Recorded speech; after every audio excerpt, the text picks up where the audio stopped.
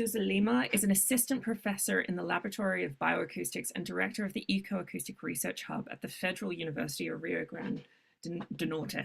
She is also a member of the Scientific Committee of the Brazilian delegation to the International Whaling Commission and of the GLUBS Working Group. After completing her PhD and postdoctoral work at Cornell University, Renata has been instrumental in building local and regional capacity for underwater bioacoustics in Brazil and Latin America. As a valuable member of our advisory committee for the Horizon Scan, she'll be introducing today's topic, policy integration and scientific impact. Do you want to take it away? Thank you, Stephanie, for the great introduction. Thank you all for being here today. It's very exciting to be here with all of you. I know that the lineup of speakers is amazing, and we're all going to try to connect sound science to policy. So I don't know if you guys remember this. Tim probably does, but for the folks that were born a few decades ago, we remember that the biggest game changer probably ever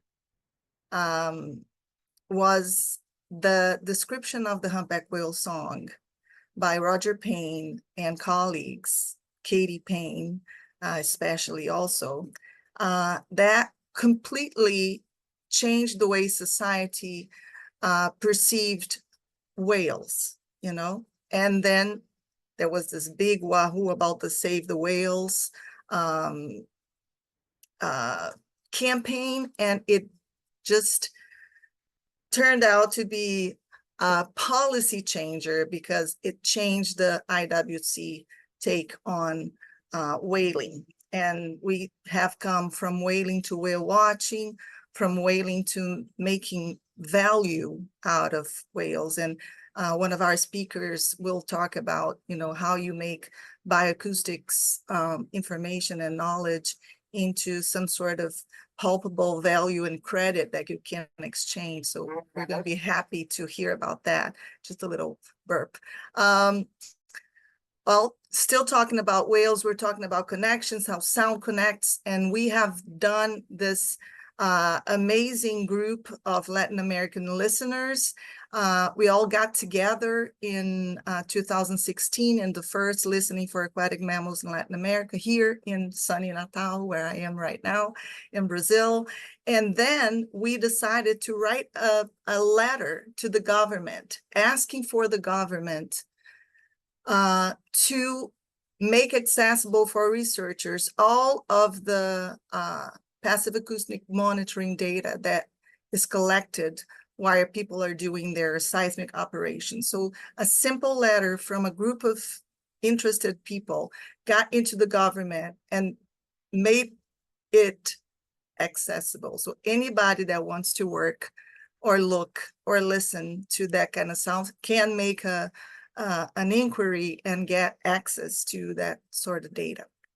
And that's when Vanessa Reyes, I first met her, and she actually won I think the best award for the entire workshop. So hey, Vanessa.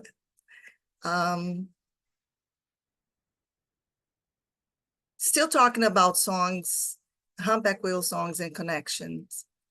We got together with other researchers and figured out that there is a big connection between Latin American culture, like the Latino culture, and the African culture, and that we have been pitching to try to give a little more support for the South Atlantic sanctuary of whales here in the South Atlantic.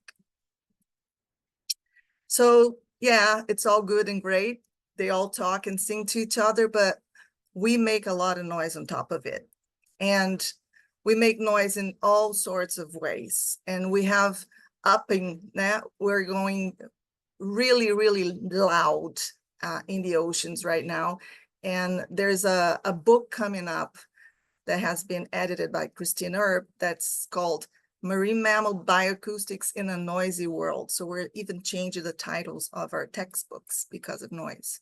One of such noises that is pervasive and extremely dangerous to livelihoods of cetaceans is the sounds of seismic air guns. They can, in this figure, you can see that there's masking. The band that the seismic noise masks noise from all sorts of marine mammals is very, very large. So it's a big proportion of what they're talking gets lost in the clutter that we're making in this in the oceans. And I had the opportunity to work really close to the industry. They had a joint industry program back in the day. And based on that, we were reviewing the technology available for listening to the oceans. And I got this knowledge that we were doing this review, and I took it to a meeting, a workshop in Brazil in 2010. And there, people were interested in knowing if marine mammal observers were enough to mitigate the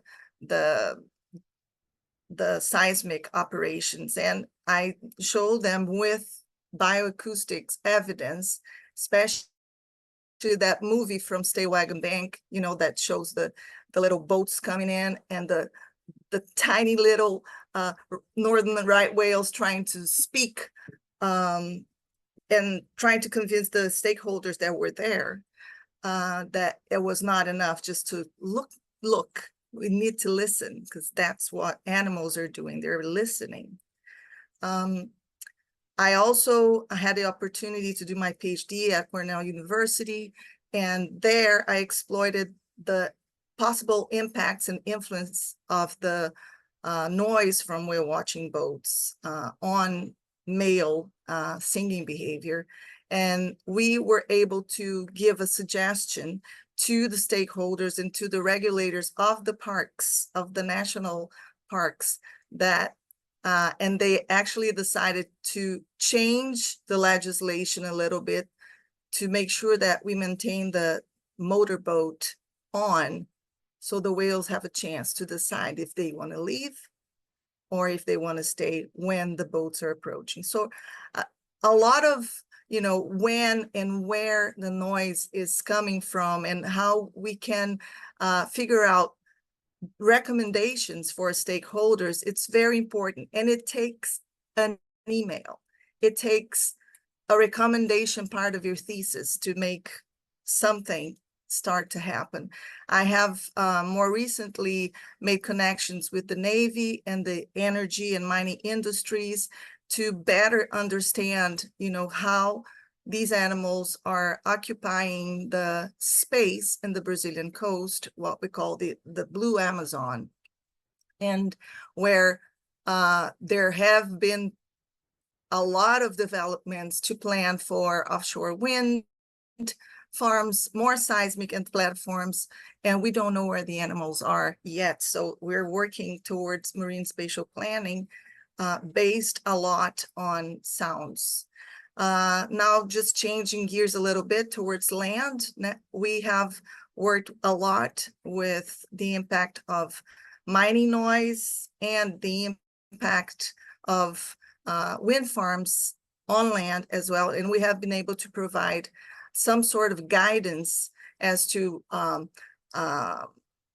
distances from the company's activities, and also, and maybe more importantly, actually, to connect with folks from the National Standardization Institute to make sure that we have sound, science-based references for noise, not only references for humans, but references also for animals that have the same right to listen.